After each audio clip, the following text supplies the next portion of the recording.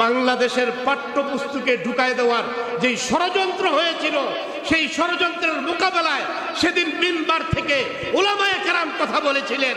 আজকেও আবার নতুন করে পাঠ্যপুস্তকের মধ্যে ওই জাতীয় তথাকথিত বুদ্ধিজীবীদেরকে ঢুকানো হইতেছে। আমরা লিস্টে তাদের নাম দেখতেছি, যারা মুসলমানদের সন্তানদেরকে ট্রান্সজেন্ডার শিক্ষা দিতে চায়, মুসলমানদের সন্তানদেরকে যারা সমকামী বানাইতে চায়, এই দেশে যারা জিনাকে উন্মুক্ত করতে চায়। আমরা পরিষ্কার বলি, যদি আবারও এরকম পদক্ষেপ নেওয়া হয়, বাংলার দামাল ছেলেরা, ছাত্র যুবক জনতারা ঘরে বসে থাকবে না। এদেরকে প্রতিহত করার জন্য প্রয়োজনে আরেকবার রাস্তায় নেমে আসবে। নাহমাদুহু ওয়া নাস্তাঈনুহু ওয়া নাস্তাগফিরুহু ওয়া নু'মিনু বিহি ওয়া নাতাওয়াক্কালু আলাইহি ওয়া নাউযু বিল্লাহি মিন শুরুরি আনফুসিনা ومن سيئات أعمالنا من يهده الله فلا مضل له ومن يضلله فلا هادي له ونشهد أن لا إله إلا الله وحده لا شريك له ونشهد أن سيدنا ومولانا محمدًا عبده ورسوله الذي علمه الله فأحسن تعليما وأدبه الله فأحسن تأديبا أما بعد فقد قال الله تبارك وتعالى في كلامه المجيد والفرقان الحميد أعوذ بالله من الشيطان الرجيم بسم الله الرحمن الرحيم الذين قال لهم الناس إن الناس قد جمعوا لكم فاخشوهم فزادهم إيمانا وقالوا حسبنا الله ونعم الوكيل وقال النبي صلى الله عليه وسلم عن ابن عباس رضي الله تعالى عنهما قال حين ألقي في النار قالها إبراهيم حسبنا الله ونعم الوكيل حين ألقي في النار وقال محمد صلى الله عليه وسلم حين قالوا إن الناس قد جمعوا لكم فاخشوهم فزادهم إيمانا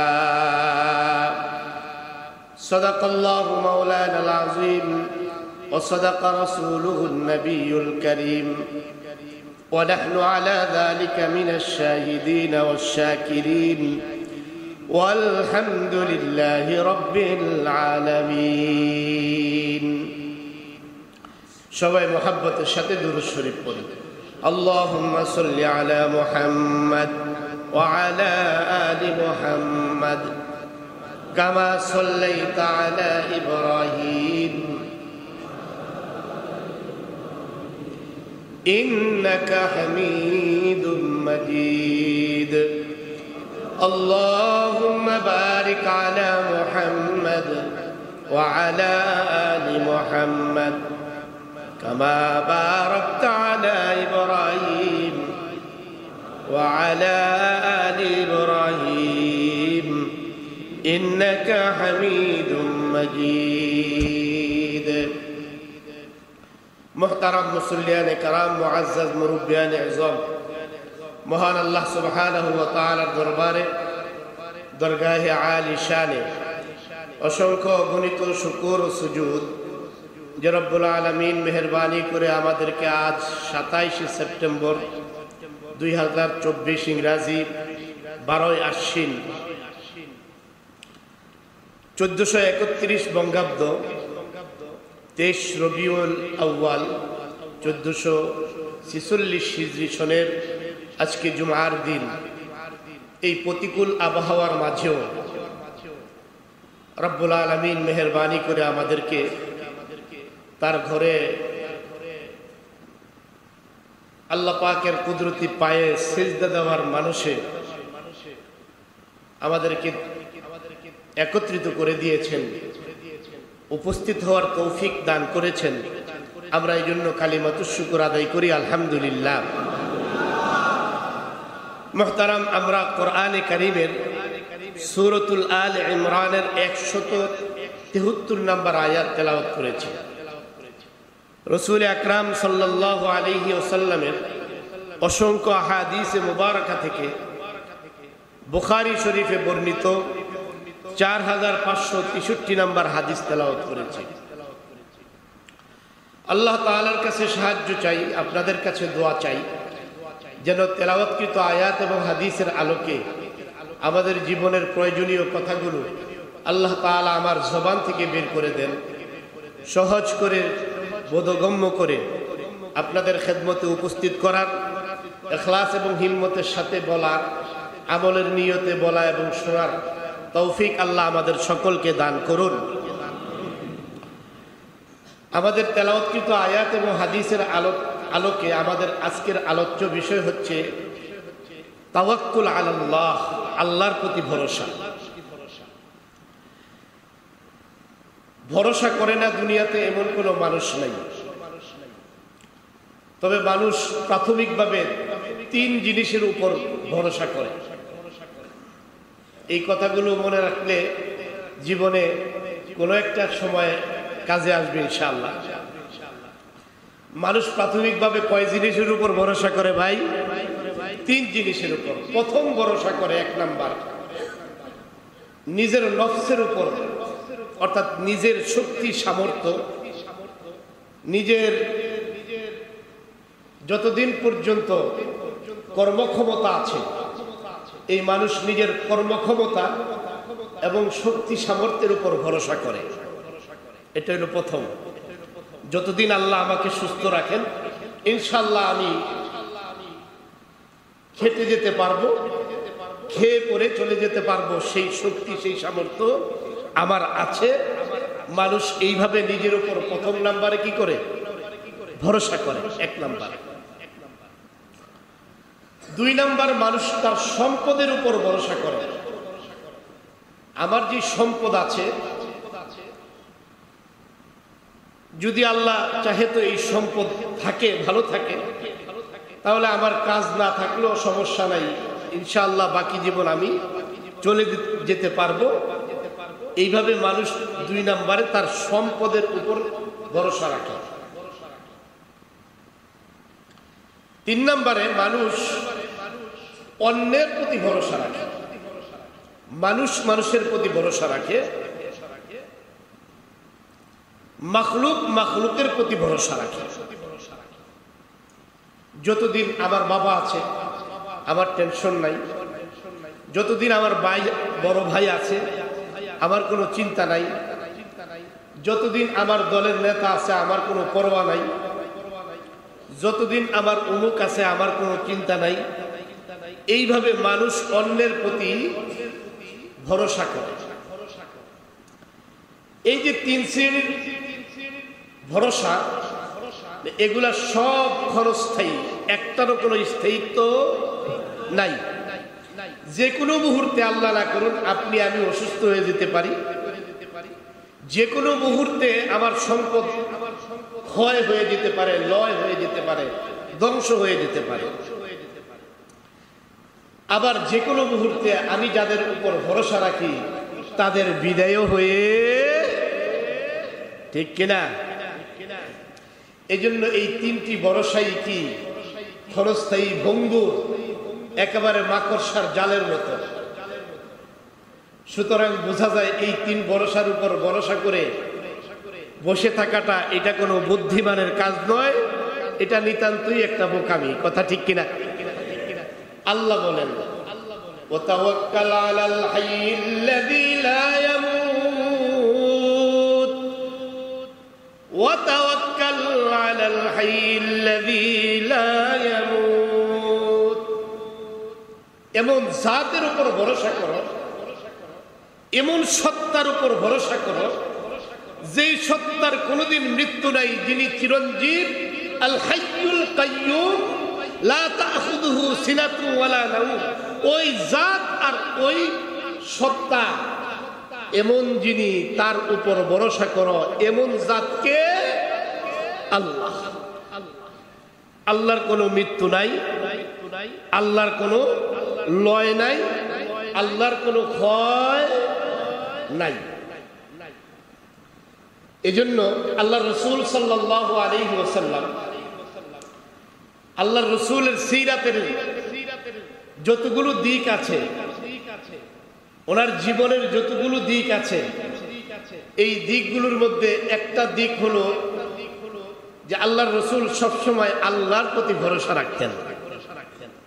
সম্পদের উপরও ভরসা রাখতেন না, বিশাল জনগোষ্ঠী আছে এর উপরও কি ভরসা রাখতেন না, নিজের শক্তি সামর্থ্য আছে এর উপরও ভরসা রাখতেন না। রাখতেন একমাত্র ভরসা আল্লাহর উপর।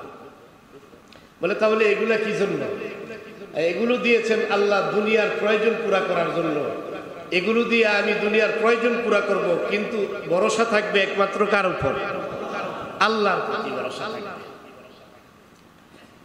আর মুমিন তো আল্লাহর প্রতি ভরসা করে। এই যে আল্লাহর প্রতি ভরসা, এটা এমন জিনিস, জীবনের কঠিন মুহূর্তে যেখানে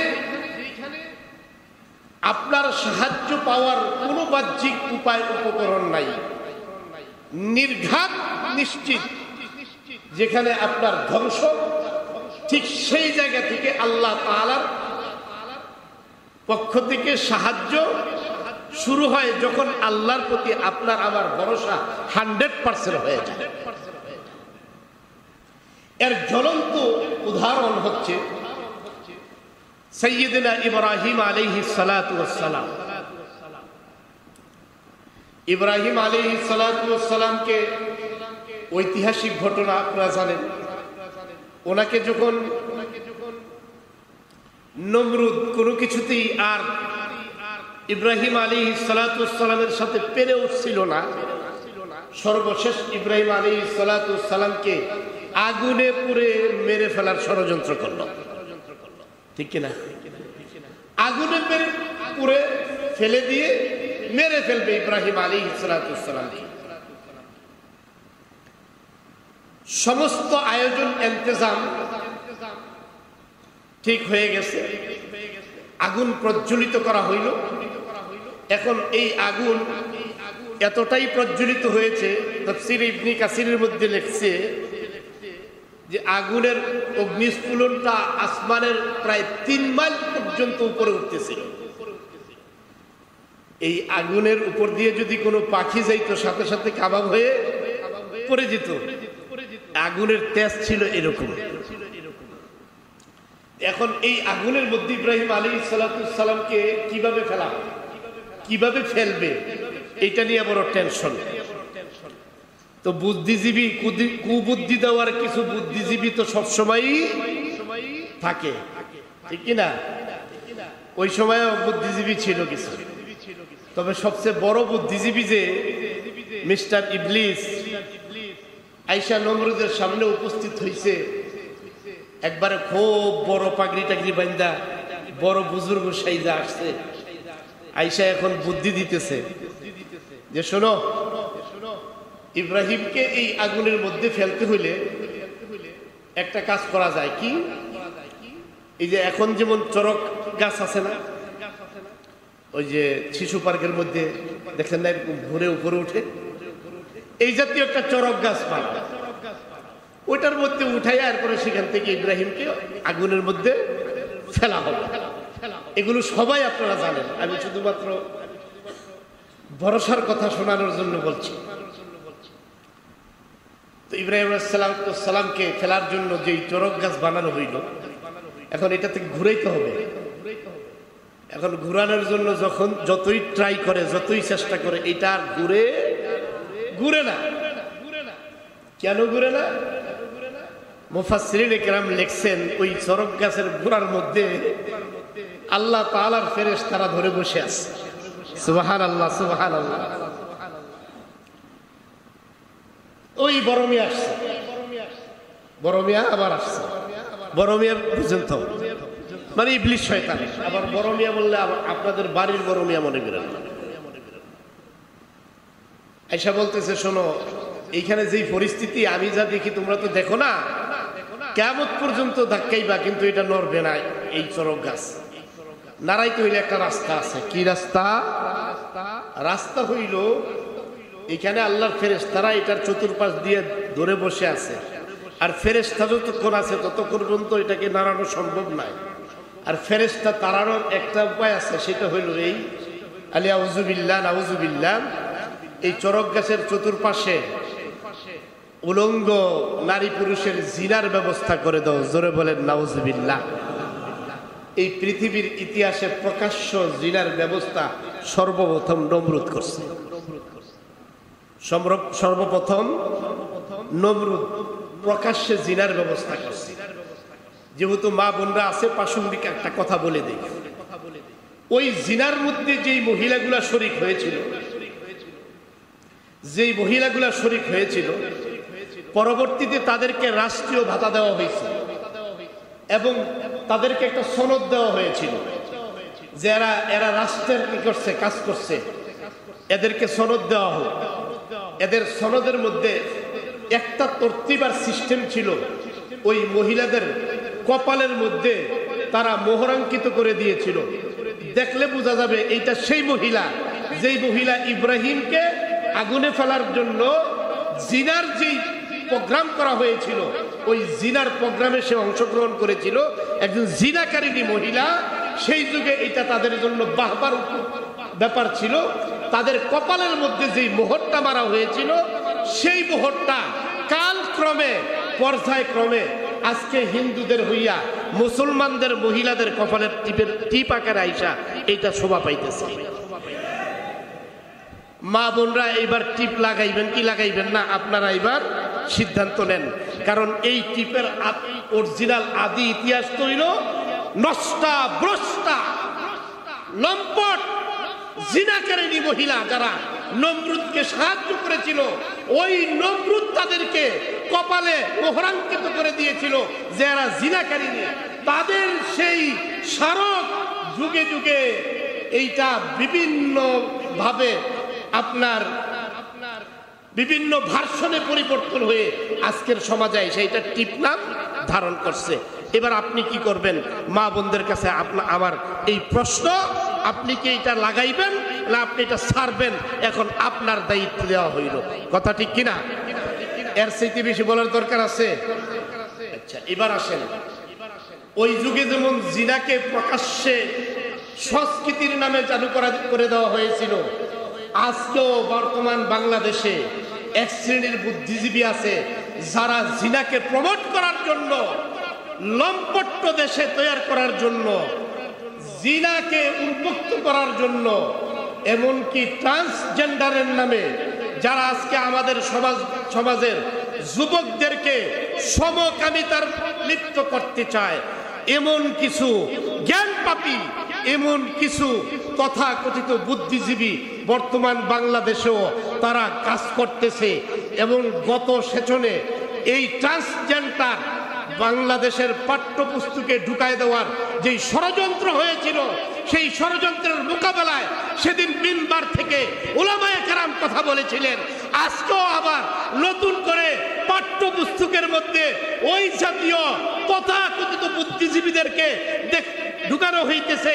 আমরা লিস্টে তাদের নাম দেখতেছি যারা মুসলমানদের সন্তানদেরকে ট্রান্সজেন্ডার শিক্ষা দিতে চায়, মুসলমানদের সন্তানদেরকে যারা সমকামী বানাইতে চায়, এই দেশে যারা জিনাকে উন্মুক্ত করতে চায়, আমরা পরিষ্কার বলি, যদি আবারও এরকম পদক্ষেপ নেওয়া হয়, বাংলার দামাল ছেলেরা, ছাত্র যুবক জনতারা ঘরে বসে থাকবে না।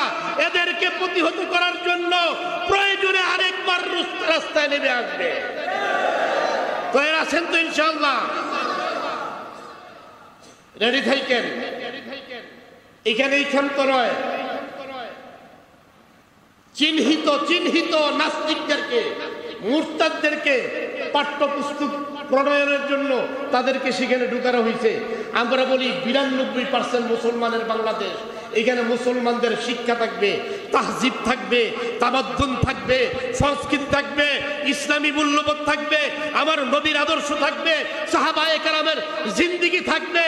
যারা এগুলোই শিক্ষিত ইসলামিক স্কলার, বিশ্ববিদ্যালয়ের যারা ইসলামিক স্কলার আছে তাদেরকে অন্তর্ভুক্ত করতে হবে। দেশের বিজ্ঞ উলামায়ে কেরামকে পাঠ্যপুস্তক প্রণয়ন কমিটিতে তাদের অংশগ্রহণ বাধ্যতামূলক করতে হবে। আজকের এই জুমা থেকে আমরা সরকারের কাছে সেই দাবি জানাই। এই দাবির সাথে কারা কারা একমত আছেন? আল্লাহু আকবার। আল্লাহ বুঝবার তৌফিক দান করেন। ইব্রাহিম আলাইহিস সালাতু ওয়াস সালামকে এবার চরক গাছে উঠাইছে, ফেলে দিবে, কথা মনে আছে তো? আচ্ছা, উঠানোর পরে হযরত জিবরাইল আলাইহিস সালাতু ওয়াস সালাম এসে হাজির। হুজুর আপনি বলেন,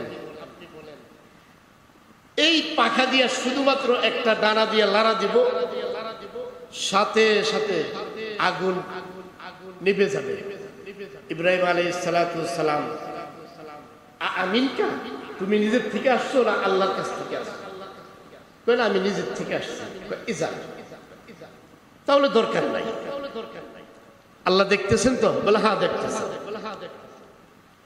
এবার বাতাসের ফেরেশতা আসছে, হুজুর বলেন, বাতাস দিয়ে উড়াই নিয়েছে। আমিনকা, তুমি নিজের থেকে না আল্লাহর কাছ থেকে? বলে না, নিজের থেকেই আসছে। বলে ইজা, যাও। বৃষ্টির ফেরেশতা বলেন, বৃষ্টি দিয়ে বলতে করে, তুমি নিজের থেকে আসছো? তুমিও? বলে হ্যাঁ।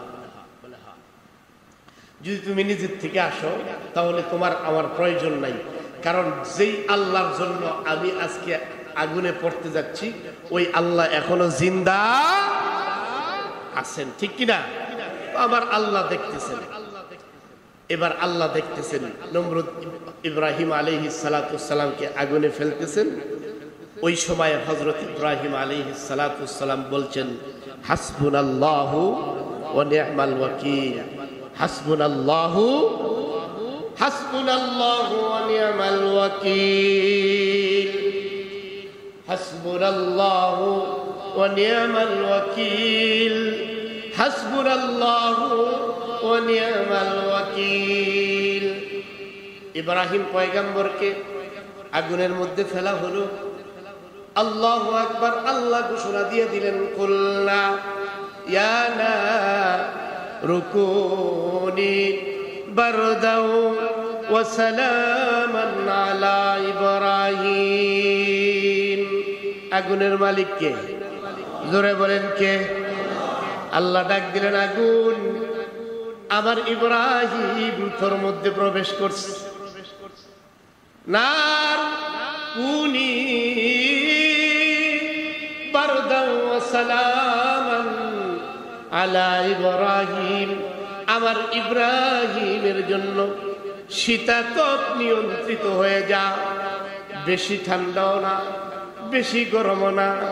বেশি ঠান্ডা হলে আমার ইব্রাহিম বরফ হয়ে যায়, বেশি গরম হলে আবার ইব্রাহিম সহ্য করতে পারবে না। শীতাতপ নিয়ন্ত্রিত এয়ার কন্ডিশন হয়ে যা। আল্লাহ যখন আগুনকে এই ঘোষণা শোনায় দিলেন, বলেন তো আগুন আল্লাহর কথা শোনেনি? আল্লাহর কথা শোনার সঙ্গে সঙ্গে আগুন তার ডিউটি শুরু করে দিছে। অগ্নি কুণ্ডটা আল্লাহু আকবার জান্নাতের ফুল বাগানে পরিণত হয়ে গেছে। এবার দেখেন নমরুদের অবস্থা। নমরুদ যখন ইব্রাহিম আলাইহিস সালাতু ওয়াস সালাম আগুনের মধ্যে পড়ছেন, পড়ার পরে এটা তো একটা জান্নাতের বাগান হয়ে গেছে। কিসের বরকতে? আল্লাহর প্রতি ভরসা। ভরসা কিন্তু মূল পয়েন্ট আমাদের। কিসের বরকতে? আল্লাহর প্রতি ভরসা। নমরুদ দেখে ইব্রাহিম ওই ফুল বাগানের মধ্যে পায়চারি করে। পায়চারি হইল মানুষ যখন খুব সুখে শান্তিতে থাকে, বুঝলেন না, একটু রিল্যাক্স মোডে থাকে, তো একটু বসে বসে কি করে হাঁটাচারি চলা করে।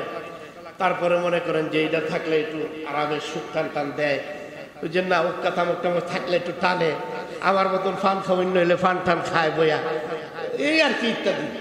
তো যাই হোক, ইব্রাহিম আলাইহিস সালাতু ওয়াস সালাম তো আর এটার অভ্যাস ছিলেন না, উনি জান্নাতি ফল খায় আর ঘুরে গেলে। পাশে বসা নমরুদের মেয়ে, নমরুদের মেয়েও দেখতেছে, তার নাম হলো রগজা। হাকিমুল উম্মত হযরত শাহ আশরাফ আলী থানভী রাহমাতুল্লাহ আলাইহি লিখছেন যে ওই রগজা বসে বসে দেখতেছে যে আরে ইব্রাহিম আমার আল্লাহর, আমার আব্বার দুশমন, তো দুশমনকে জ্বালানোর জন্য আগুনে ফেললো। এখন এই আগুন দেখা যাচ্ছে এটা একটা জান্নাতের বাগান হয়ে গেছে। ব্যাপারটা তো বুঝলাম না।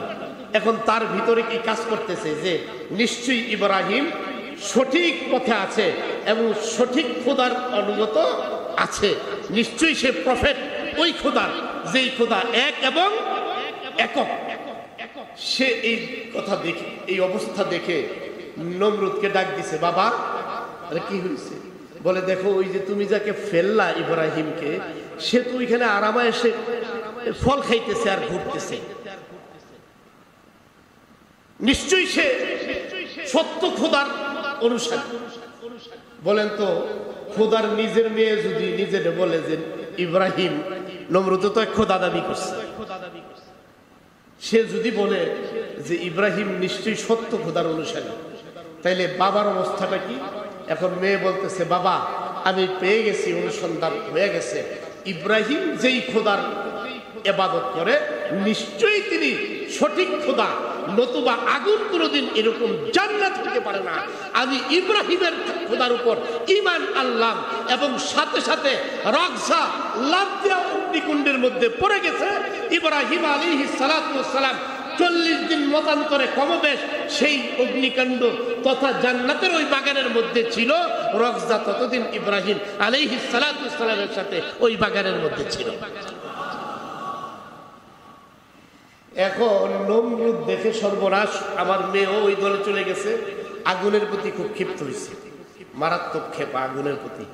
এবার আগুন সে বলে, জাদুয়ে কর দাঁত কে সিয়াসি নিয়াস, জাদুয়ে কর দাঁত কে সিয়াসি নিয়াস, ইয়া খিলাফে তবে তু আজ বখতে মাজ, গুফতে আতিশ মান হামানম আতশাম, আন্দার আতা তু বাবিনি তাবাশাম।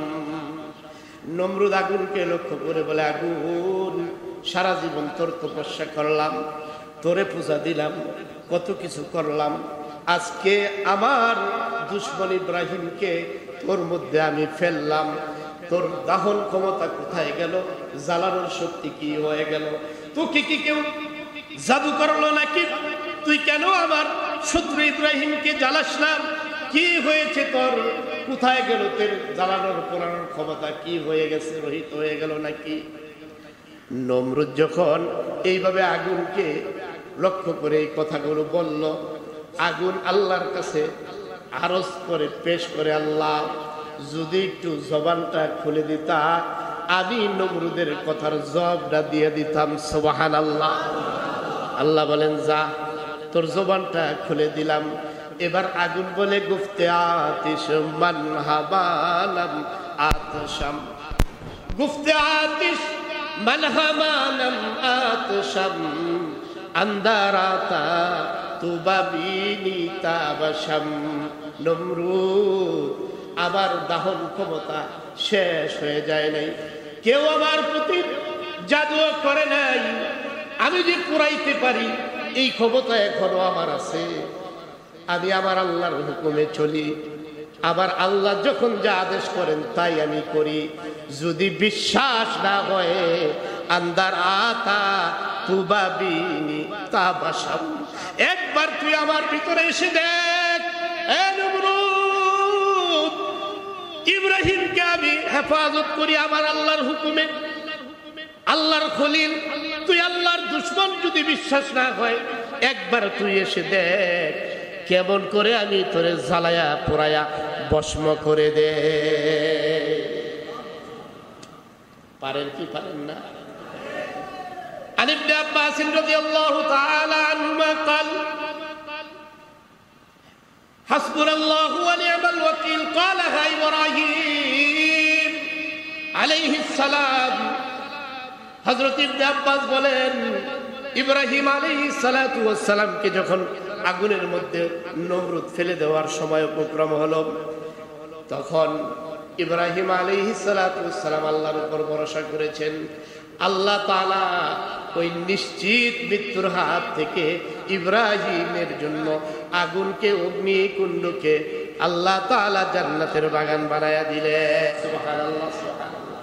দুইজন নবী এই দোয়া করছেন, একজন ইব্রাহিম আলাইহিস সালাম, আরেকজন আমার নবী মুহাম্মদুর রাসূলুল্লাহ সাল্লাল্লাহু আলাইহি ওয়াসাল্লাম। যে আয়াত পড়েছি সূরা আলে ইমরান 173 নম্বর, এই আয়াতের মধ্যে আল্লাহ বলেন, আল্লাযীনা ক্বালা লাহুমুন নাস ইন্নান নাসা ক্বাদ জামাউ লাকুম ফাখশাউহুম ফাযাদাহুম ঈমানা ক্বালু হাসবুনাল্লাহু ওয়া নি'মাল ওয়াকিল।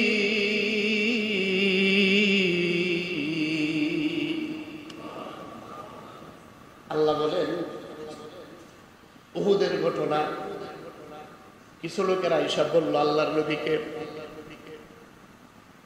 আহলে কুফার আপনাদেরকে মদিনা আক্রমণ করার জন্য তারা দল বল নিয়ে সমাবেত হয়ে গেছে হামরাউল আসাদের মধ্যে। বিরাট সৈন্যবাহিনী, মদিনা আক্রমণ হবে, মুসলমানদেরকে চিরতরে ধ্বংস করে দেওয়া হবে।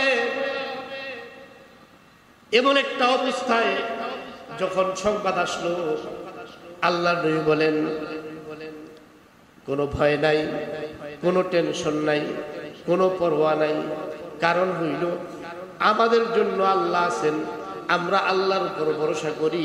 হাসবুনাল্লাহু ওয়া নি'মাল ওয়াকিল।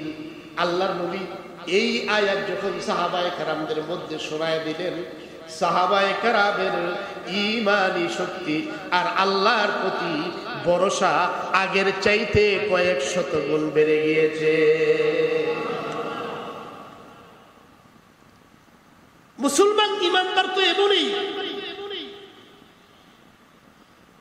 যখন মুসলমানের সামনে আল্লাহর কোরআনের কালামের আয়াত পড়া হয় তো মুসলমানের ঈমান বেড়ে যায়। ফাযাদাতুম ঈমানা, তাদের ঈমান বেড়ে যায়।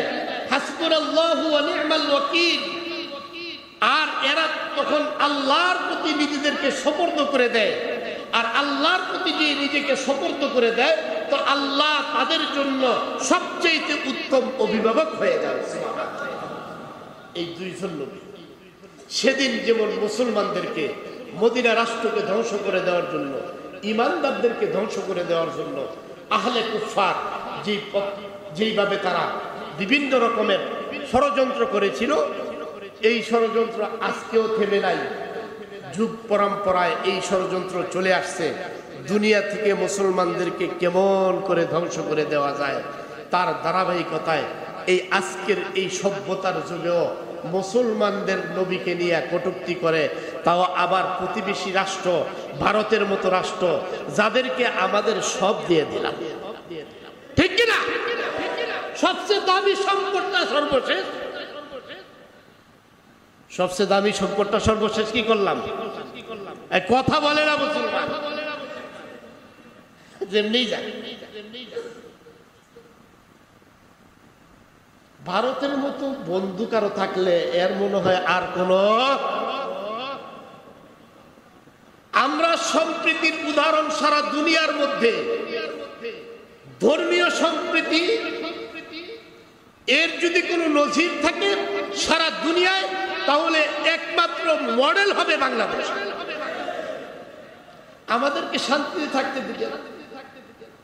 এই গত কয়েকদিন আগেও ভারতের এক বিধানসভার বিধায়ক আমার রসুলকে কটূক্তি করছে, শুধু তাই নয়, সে বলছে এই কথা, মুসলমানদের মসজিদে করা হবে, কতল করে দেওয়া হবে, মুসলমান ভারতবর্ষ থেকে নিশ্চিহ্ন করে দেওয়া হবে। আমরা বলি পরোয়া করি না, হাসবুনাল্লাহু ওয়া নি'মাল ওয়াকিল, হাসবুনাল্লাহু ওয়া নি'মাল ওয়াকিল। গজওয়াতুল হিন্দ আমাদের সামনে আসছে, মুসলমান তৈরি হয়ে যাও, গজওয়াতুল হিন্দের জন্য প্রস্তুতি নাও। আল্লাহর রাসূল বলেছেন গজওয়াতুল হিন্দে যে অংশগ্রহণ করবে সে আল্লাহর রাসূলের সাথে ডাইরেক্ট জান্নাতে চলে যাবে। আমার 200 কোটির উপর মুসলমান সারা দুনিয়ার, নতুন করে কিছুদিন পর পর ওরা আমাদের আবেগকে নিয়ে খেল তামাশা করে, ওরা আমাদের আবেগকে নিয়ে বিভিন্ন সময় সুরসুরি দেয়, নাড়া দেয়। ওরা দেখতে চায় আমরা বেঁচে আছি না মরে গেছি। আমি জিজ্ঞেস করি, মুসলমান মরে গেছেন না আপনারা বেঁচে আছেন? না না, এ আওয়াজে বলে না বেঁচে আছে। না হলে আপনার রসুলকে গালি দেয়, আপনাকে বলে মুসলমান আপনার ভাই না, তো মসজিদে ঢুকে মেরে ফেলবে, কতল করবে, আর আপনি বলেন আমার তো আর কিছু না, কিছু আমার। এর প্রতিবাদ হওয়া দরকার আছে? দরকার আছে কি নাই? প্রতিবাদ করতে তৈরি আছেন? প্রস্তুত থাকেন।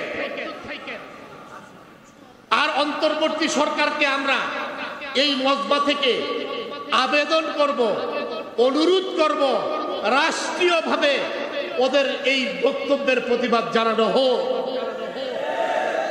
একমত আছেন? একমত আছেন? আল্লাহু আকবার। আপনার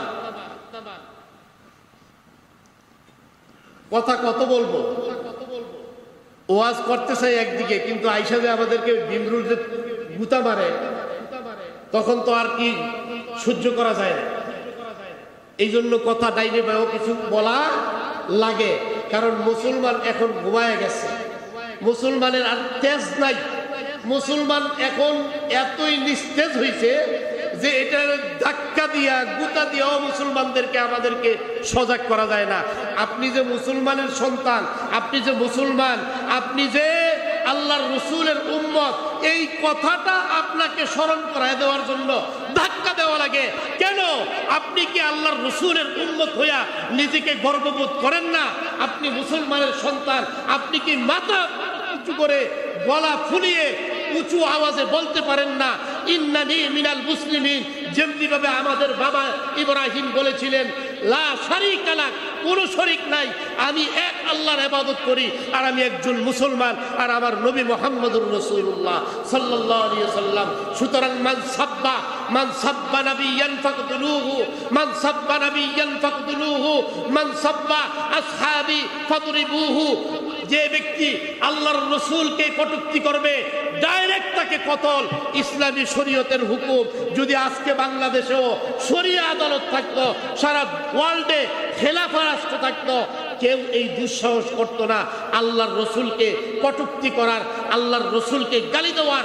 মুসলমানদেরকে জঙ্গি বলবে তো দূরের কথা, মুসলমানদেরকে সালাম দিয়েই শেষ করতে পারতো না। কথা ঠিক কিনা? অতএব যেহেতু ইসলামী কান্ট্রি না, কতল না হোক, কমপক্ষে আমরা তাদের মানি উপযুক্ত শাস্তি এবং বিচার চাই। ঠিক কিনা?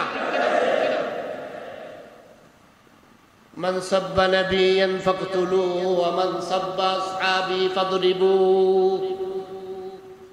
আল্লাহর রাসূল সাল্লাল্লাহু আলাইহি ওয়াসাল্লামের যতগুলো আদর্শ ছিল, একটা আদর্শের মধ্যে, সবগুলো আদর্শের মধ্যে একটা আদর্শ হইল আল্লাহর প্রতি ভরসা রাখা। আল্লাহর প্রতি এত পরিমাণ ভরসা রাখা, সব কাজগুলো সঠিকভাবে করছেন।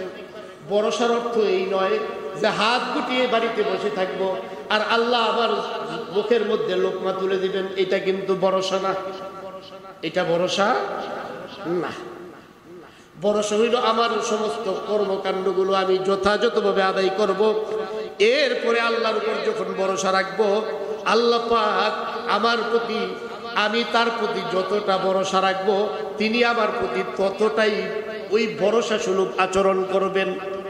হযরতে ওমর রাদিয়াল্লাহু তাআলা আনহু থেকে হাদিস, তিনি বলেন সামিআতু রাসূলুল্লাহ সাল্লাল্লাহু আলাইহি ওয়াসাল্লাম, তিরমিজি শরীফের 44 নম্বর হাদিস, তিনি বলেন আল্লাহর রাসূলকে আমি বলতে শুনেছি, লাউ আন্নাকুম তাতাওয়াক্কালুনা আলাল্লাহ হাক্কা তাওয়াক্কুলিহি লারাযাকাকুম কামা ইউরযাকুত তায়র তাগদু খিসামান ওয়া তারুহু বিতালা। আল্লাহর রাসূল তাওয়াক্কুল শিখাইতেছেন, তোমাদের মধ্যে তোমরা যদি ওইভাবে তাওয়াক্কুল করতে পারো যেমনি ভাবে পাখি তাওয়াক্কুল করে, যেমনি ভাবে পাখি তাওয়াক্কুল করে। পাখি কেমনে তাওয়াক্কুল করে? বলে সকালবেলা খালি পেটে পাখি তার বাসা থেকে বের হয়ে যায়, আকাশে উঠতে থাকে উঠতে থাকে। আল্লাহ পাক সমগ্র জমিনটা পাখি খাবারের জন্য উন্মুক্ত করে রেখেছেন, তার জন্য আর কোন রকমের পারমিশন নেওয়ার প্রয়োজন নাই। যেখানে খাবার পাবে সেখান থেকে সে খাবে। পাখি উঠতে থাকে উঠতে থাকে, যেখানেই সে খাবার পায় সেখান থেকে খাদ্য গ্রহণ করে। আল্লাহর রাসূল বলেন তাগদু খিসাবা ওয়া তারুহু বিতানা, যখন খালি পেটে বের হইল সকালবেলা, আর নিজের এই 2 দানা দিয়া যখন চেষ্টা তদবির ফিকির করল, আল্লাহ পাক তার রিজিক ছড়ায়া ছিটায়া রেখেছেন। ওই জায়গাগুলো থেকে রিজিক আহরণ করে বিকাল বেলা যখন সে বাসায় ফিরে, তখন উদর ভর্তি করে, তার পেট ভর্তি করে সে বাসায় ফিরে আসে। সুবহানাল্লাহ। আল্লাহর প্রতি যদি ভরসা এমন করা যায়, তো আল্লাহ এইভাবে রিজিক দেন, এইভাবে রিজিক দিবেন। এইখান থেকে সবক শিক্ষা হইল এই, পাখি যেমন বাসায় বসে থাকে নাই, নিজের চেষ্টা ফিকির মেহনত করছে, আমরা আমাদের জায়গায় চেষ্টা ফিকির মেহনত করতে হবে রিজিক অনুসরণের জন্য, রিজিক তালাশের জন্য। কারণ বসে থাকলে রিজিক আসবে না। বলে হুজুর যদি আল্লাহর প্রতি ভরসাই করি, তাইলে আর আমি চেষ্টা করার দরকারটা কি? কি বলেন? হ্যাঁ, আল্লাহর প্রতি ভরসা এই জন্য করতে হইব যে অনেকে চেষ্টা কইরাও কিন্তু কাঙ্ক্ষিত জিনিস পায় না, আবার অনেকে সামান্য চেষ্টা দিয়ে অনেক কিছু পেয়ে যায়। তাহলে চেষ্টা, দুনিয়া দারুল আসবাব, এই দুনিয়ার মধ্যে কি করতে হবে? চেষ্টা করতে হবে আপনার রিজিক পাওয়ার জন্য। আপনার কি করার জন্য? আপনি যখন কিছু একটা অর্জন করতে চান, যেই লাইনে যা চান ওই লাইনে মেহনত করতে হবে, আর ভরসা থাকবে একমাত্র কার? আল্লাহর। কি বলবেন? হাসবুনাল্লাহু ওয়া নি'মাল ওয়াকিল। পারবেন না ভাই? হাসবুনাল্লাহু ওয়া নি'মাল ওয়াকিল, হাসবুনাল্লাহু ওয়া নি'মাল ওয়াকিল। মুখস্থ করেন না, একটু 2-4 বার পড়েন। হাসবুনাল্লাহু ওয়া নি'মাল ওয়াকিল, হাসবুনাল্লাহু ওয়া নি'মাল ওয়াকিল, হাসবুনাল্লাহু ওয়া নি'মাল ওয়াকিল। কেউ যদি এই দোয়াটা হাসবুনাল্লাহু ওয়া নি'মাল ওয়াকিল 1000 বার করে আল্লাহর কাছে দোয়া করে, ওই দোয়া আল্লাহ কবুল করেন। এটা আমাদের বুজুর্গ আহলে ইলমরা বলেছেন। এই হাসবুনাল্লাহু ওয়া নি'মাল ওয়াকিল আপনি 1000 বার পড়েন, আপনার মেয়ের বিয়ে হয় না, আপনি 1000 বার করেন, দোয়া করেন, ইনশাআল্লাহ ব্যবস্থা হয়ে যাবে। চাকরি নাই, 1000 বার পড়েন হাসবুনাল্লাহু ওয়া নি'মাল ওয়াকিল। আপনার ছেলে কথা শুনে না, মেয়ে কথা শুনে না, চাকরি হয় না, বাকরি হয় না, ব্যবসা হয় না, বাণিজ্য হয় না, যত রকমের পেরেশানি আছে, চিকিৎসার ব্যবস্থা হয় না, আপনার অসুস্থ, আপনি এইটা পড়েন হাসবুনাল্লাহু ওয়া নি'মাল ওয়াকিল 1000 বার পরে আল্লাহর কাছে দোয়া করেন, ইনশাআল্লাহ আল্লাহ আপনার মাকাসিদগুলো পুরা করে দিবে। এই আমল পারবো না ভাই? আমাদের কাছে আইসা অনেকে বলেন হুজুর একটা তাবিজ লিখে দেন, দোকানে লাগাবো। আমি বলি তাবিজ আমরা তো দেই, আমরা কেমনে দেই? আমরা তাবিজ গলার মধ্যে ঝুলাইয়া দিই। আর আল্লাহর রাসূল তাবিজ কোথায় দিতেন? কলিজার মধ্যে ঢুকাইয়া দিতেন। আল্লাহর রাসূল তাবিজ দিতেন কোথায়? আরে কথা বলে না। তার মানে তাবিজ গলা ঝুলানো এইটা খুব বেশি একটা খুব ভালো কাজ না, বুঝলেন না? বরং এটা যদি এই তাবিজ যদি আপনি আমি আমল করতে পারি, ইনশাআল্লাহ আপনার সমস্যার সমাধান হয়ে যাবে। এই আমলটা আমরা আজকে শিখে নেই, ইনশাআল্লাহ যে কোনো বিপদে মুসিবতে পড়বো সাথে সাথে এই আমলটা করবো ইনশাআল্লাহ। আরেকটা হাদিস শোনায়া শেষ করে দিতেছি। ভরসা কাকে বলে? হযরত আবু বকর সিদ্দিক রাদিয়াল্লাহু তাআলা আনহু তিনি বলেন যে আল্লাহর রাসূল সাল্লাল্লাহু আলাইহি ওয়াসাল্লামকে নিয়ে হিজরতের উদ্দেশ্যে রওনা হয়েছি। হিজরতের উদ্দেশ্যে রওনা হওয়ার পরে আল্লাহর রাসূল এবং সিদ্দিক আকবর রাদিয়াল্লাহু তাআলা আনহু তিনি কোথায়? তারা গারে সুরের মধ্যে অবস্থান করেছিলেন। মনে আছে তো না? এই ঘটনা জানেন না আপনারা? হযরত সিদ্দিক আকবরকে নিয়ে আল্লাহর রাসূল কোথায় অবস্থান করেছিলেন? গারে সুর। হাজী সাহেবরা গিয়ে দেখে আসছেন এই বাইতুল্লাহ থেকে, হারাম থেকে অল্প কিছু, প্রায় 5 থেকে 6 কিলো হবে এরকম। এই গারে সুরের মধ্যে আল্লাহর রাসূল কি করছেন? অবস্থান করছেন। আচ্ছা, 3 দিন ছিলেন। এখন আল্লাহর রাসূলকে খোঁজার জন্য আহলে কুফফার বের হয়েছে। খুঁজতে খুঁজতে খুঁজতে খুঁজতে খুঁজতে খুঁজতে খুঁজতে খুঁজতে একেবারে ওই গারে সুরের গুহার মুখে যায় কি দাঁড়াইছে। হযরত সিদ্দিক একবার বলেন, নাযারতু ইলা আকদামিল মুশরিকিন ওয়া নাহনু ফিল গার ওয়া হুম আলা রুউসিনা।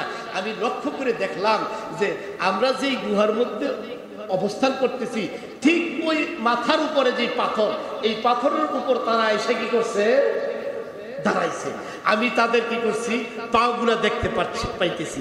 এখন আমি আল্লাহর রাসূলকে বললাম, ফাকুলতু ইয়া রাসূলুল্লাহ লাউ আন্না আহাদাহুম নাযারা তাহতা কদামাইহি লা আবসারানা।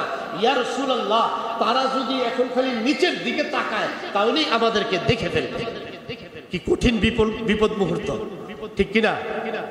কঠিন বিপদ। আল্লাহর রাসূল ওই সময় সিদ্দিক আকবরকে ডাক দিয়ে বলেন, বিইসনাইনি সালিসুহুমা ইয়া আবা বকর, বিইসনাইনি সালিসুহুমা আল্লাহু সালিসুহুমা। হে আবু বকর, ওই 2 ব্যক্তি সম্পর্কে তোমার কি ধারণা? যেই 2 ব্যক্তির মাঝখানে রয়েছেন স্বয়ং আল্লাহ। কুরআন বলে, ইল্লা তানসুরুহু ফাকাদ নাসারাহুল্লাহু ইয আখরাজাহুল্লাযীনা কাফারু সানিয়াসনাইনি ইয হুমা ফিল গারি ইয ইয়াকুলু লিসাহিবিহি লা তাহজান লা তাহজান লা তাহজান ইন্নাল্লাহা মা'ানা। আল্লাহর রাসূল ওই সময়ে সিদ্দিক আকবরকে বলেন, ও সিদ্দিক আকবর, লা তাহজান, কোনো পরোয়া নাই, কোনো টেনশন নাই, কোনো পেরেশানি নাই। কারণ হইল আমাদের সাথে আমাদের আল্লাহ আছে। মুসলমানদের হার হালতে প্রত্যেকটা কদমে কদমে এরকম ভরসা রাখা উচিত যে আল্লাহ তাআলা আমার সাথে আছেন। বড় বড় বিপদ থেকে আল্লাহ উদ্ধার করে দিবেন। যেমনি ভাবে আপনার নবী আমার নবীকে আল্লাহ বিপদ থেকে উদ্ধার করেছেন, যেমনি ভাবে ইব্রাহিম আলাইহিস সালামকে উদ্ধার করেছেন। যদি আমার বিশ্বাস, আমার ভক্তি, আমার শ্রদ্ধা, আমার ভরসা যদি ওই মানের ওই তত্ত্বার হয়, তো আল্লাহ আমার সাথে আজকেও সেই ব্যবহার করবেন না, কোনো সন্দেহ আছে? আল্লাহ আছেন তো আগের জায়গায়। বয়স টয়স বাড়ছে, বুড়াটুরা, আলহামদুলিল্লাহ। তাইলে আল্লাহ ঠিক মতোই আছেন। সর্বশেষ একটা দোয়া শিখাইয়া এরপরে শেষ করে দিতেছি।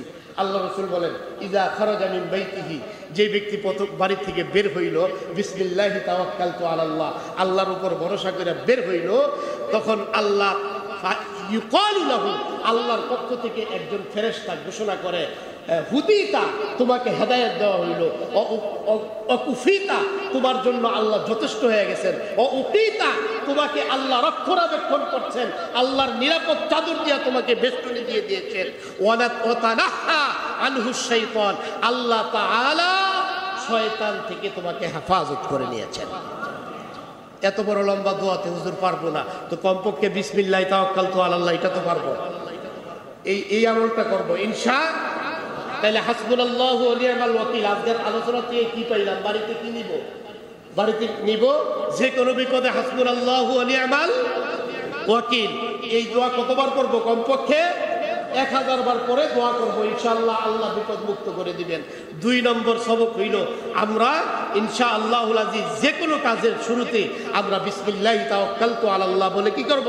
শুরু করব। শুধু বাড়ির থেকে বের না, আমি খানা খাইতেছি বিসমিল্লাহ, এটা তো কমপক্ষে বলবো। কি বলেন? আমি হাঁটতেছি চলতেছি বিসমিল্লাহি তাওয়াক্কালতু আলাল্লাহ। আর 3 নম্বর সবক হইল, সদা সর্বদা সতর্ক দৃষ্টি রাখতে হবে যেন কোনো বেদিন, কোনো নাস্তিক, কোনো মুরতাদ আমার ইমান আকিদা কেড়ে নিতে না পারে। সংস্কৃতির মাধ্যমে, নাটকের মাধ্যমে, থিয়েটারের মাধ্যমে, সিনেমার মাধ্যমে ওদেরকে যেন বিপদগামী করতে না পারে। ওদেরকে জানি আপনার ওই ট্রান্সজেন্ডারের এই দীক্ষা ওদের দেমাগের মধ্যে যেন ঢুকাইতে না পারে। সমকামিতার এই দীক্ষা শাহজালালের এই দেশে বাস্তবায়ন হতে দেওয়া হবে না, ঠিক কিনা? শাহপরানের এই দেশে উলঙ্গপনার জিনা ব্যভিচারকে বাস্তবায়ন করতে দেওয়া হবে না। শাহ মাকদুমের এই বাংলার জমিনে 92% মুসলমানের বাংলাদেশে কোনদিন জীবন থাকতে, এক ফোঁটা রক্ত শরীরে থাকতে মুসলমান কোনদিন অপসংস্কৃতি, বিদর্মীদের কোন সংস্কৃতির নামে অপসংস্কৃতি এই জমিনে বাস্তবায়ন করতে দেওয়া হবে না, হবে না, হবে না, ইনশাআল্লাহ। তৈরি থাকবেন ইনশাআল্লাহ। আল্লাহ আমাদেরকে বুঝবার জন্য পাঠ্যপুস্তকের মাধ্যমে আমল করবার তৌফিক দান করেন। আমিন। আমাদের সন্তানদেরকে যেন পথভ্রষ্ট করার